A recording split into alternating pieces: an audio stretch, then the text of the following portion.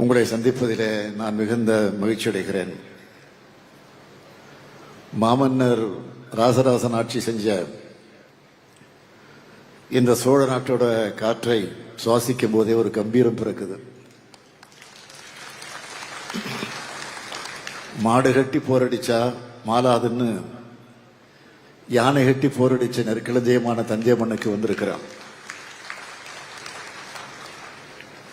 இங்க வர்றதுக்கு 3 நாட்களுக்கு முன்னால மேட்டூர் அணையை குறித்த தேதியில திறந்து வச்சுட்டு நேற்று மாமன்னன் கரிகாலன் கட்டிய கல்லணையிலும் திறந்து இருக்கிறான். இப்படி மேட்டூர் அணையும் கல்லணையும் குறித்த நேரத்தில் நேரில் வந்து திறந்து வைக்கிற முதலமைச்சர் நான் தான் முதல் முதலமைச்சராக பெருமைப்படுகிறேன்.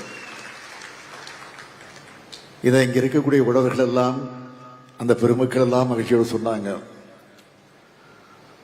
இப்போ அவங்க மகிழ்ச்சியை இன்னும் அதிகரிக்க முதல்ல முக்கியமான அறிவிப்பை இங்க வெளியிட விரும்புகிறேன். 2021-22 ஆண்டு முதல் டெல்டா மாவட்டங்களுக்கு குறுவை தொகுப்பு திட்டம் 276 கோடியே 84 லட்சம் ரூபாய் நிதி ஒதுக்கீட்டில் செயல்படுத்தப்பட்டு வருது. அதுபோலவே இந்த ஆண்டும் டெல்டா மாவட்டங்களுக்காக சிறப்பு தொகுப்பு திட்டத்துக்கு 82 கோடியே 77 லட்சம் ரூபாய் நிதி ஒதுக்கீடு செய்யப்படுகிறது. அது மட்டுமல்ல,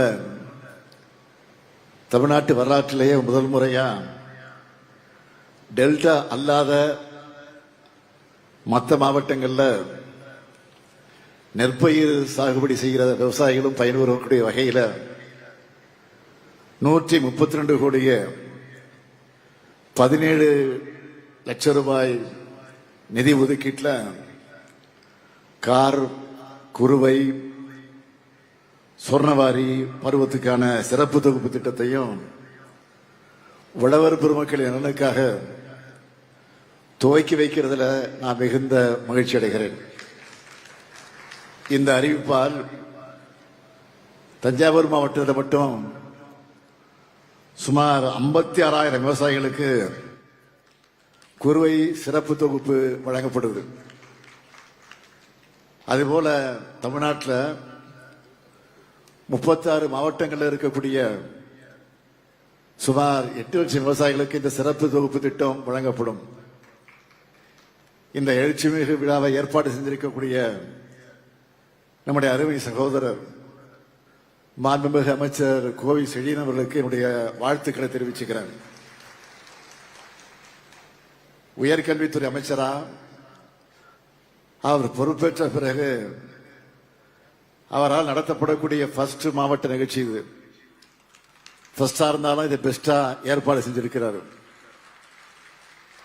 நம்ம கோவை செழியன் அவர்களை பற்றி நான் சொல்லணும்னா, சட்டக்கல்லூரி மாணவரா கழக மேடைகளில் தன்னுடைய பயணத்தை தொடங்கி தன்னுடைய உழைப்பால, கொள்கை பற்றால, தொண்டாற்றுதலால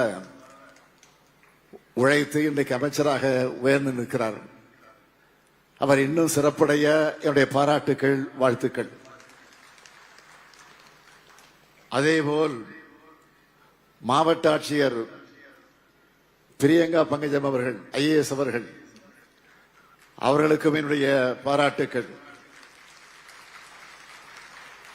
கஷ்டப்பட்டு படிச்சு முன்னேறி இன்றைக்கு சிறப்பாக செயல்படக்கூடிய மாவட்ட ஆட்சியர்கள் ஒருவரா தன்னுடைய பேருக்கு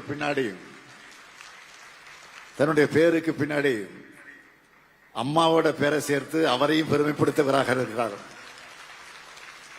மாவட்ட ஆட்சியருக்கும் அவருக்கு துணை நிற்கக்கூடிய மாவட்ட அரசு அலுவலர்களுக்கும் என்னுடைய பாராட்டுக்கள், வாழ்த்துக்கள். நேற்று தஞ்சையில பழைய பேருந்து நிலையத்தின் அருகில நம்முடைய முத்தமிழறிஞர் தலைவர் கலைஞருடைய சிலையை திறந்து வச்சோம். ஏன்னா தஞ்சையும் தலைவர் கலைஞரையும் பிரிச்சு பார்க்க முடியாது. ஒருங்கிணைந்த தஞ்சையின் மண்ணின் மைந்தன் அவர். காவேரி வளர்த்த தமிழின தலைவர் அவர். மாமன்னர் ராசராசனுக்கு சிலை அமைத்தவர் அவர். பெரிய கோயிலின் 1000 ஆண்டு விழாவை நடத்தியவர் அவர். பொதுப்பணித்துறை அமைச்சராக இருந்தது முதல் இறுதியில காவேரி மருத்துவமனையில உயிர் பிரிகிற வரையில காவேரி பிரச்சனையில தமிழ்நாட்டின் உரிமைக்காக குரல் கொடுத்து போராடியவர். பிரதமர் VP சிங் அவர்கள் மூலம் காவேரி நடுவர் மன்றம் அமைத்தவர். காவேரி ஆணையம் அமைக்க காரணமானவர். இடைக்கால தீர்ப்பை பெற்றவர். இறுதி தீர்ப்பையும் பெற்றவர். பெருமையோடு சொல்றேன், காவேரியின் தமிழ்நாட்டின் உரிமையை நிலைநாட்டியது தலைவர் கலைஞர் அவர்களுடைய திராவிட முன்னேற்ற கழகம் தான். அந்த வரிசையில் தான் தலைவர் கலைஞருடைய தலைமை தொண்டனாக நானும் டெல்டாக்கார் என்ற உணர்வோடு இன்றைக்கு இங்கே வந்திருக்கிறேன். இந்த நிகழ்ச்சியில 325 கோடிய 96 லட்சம் ரூபாய் மதிப்பிலான 2461 முடிவுற்ற பணிகளை திறந்து வச்சு 309 கோடிய 48 லட்சம் ரூபாய் மதிப்பிலான 4127 புதிய பணிகளுக்கு அடிக்கல் நாட்டி இருக்கிறேன். அது மட்டுமல்ல, 2,25,383 பேருக்கு 558 கோடிய 43 லட்சம் ரூபாய் மதிப்பிலான நலத்திட்ட உதவிகளை இந்த விழாவில வழங்க இருக்கிறேன். கிட்டத்தட்ட 1000 கோடி ரூபாய்க்கு மேலான திட்டங்கள், உதவிகள் இந்த விழாவின் மூலமாக நடைபெறவிருக்கிறது. இந்த நேரத்தில் காவேரியில் செழிக்கும் தஞ்சை மாவட்டத்திற்கு நம்முடைய திராவிட மாடல் ஆட்சியில் செய்யப்பட்டிருக்கக்கூடிய திட்டங்கள்ல சில முக்கியமானவற்றை மட்டும் நான் சுருக்கமாக சொல்ல விரும்புகிறேன். ஒரத்தநாடு வட்டம் பஞ்சநதி கோட்டை கிராமத்தில் நாள் ஒன்றுக்கு 5000 மூட்டை நெல் கொள்முதல் செய்கிற அதி திறன் கொண்ட மெகா நேரடி கொள்முதல் நிலையத்தை அறிவிச்சோம். இப்போ அது செயல்பாட்டில் இருக்கு. அதே மாதிரி 2022 அறிவிக்கப்பட்டு 2024 70 கோடி ரூபாய் மதிப்பீட்டில் மினி டைடில் பார்க்க தஞ்சாவூர்ல திறந்தாச்சு.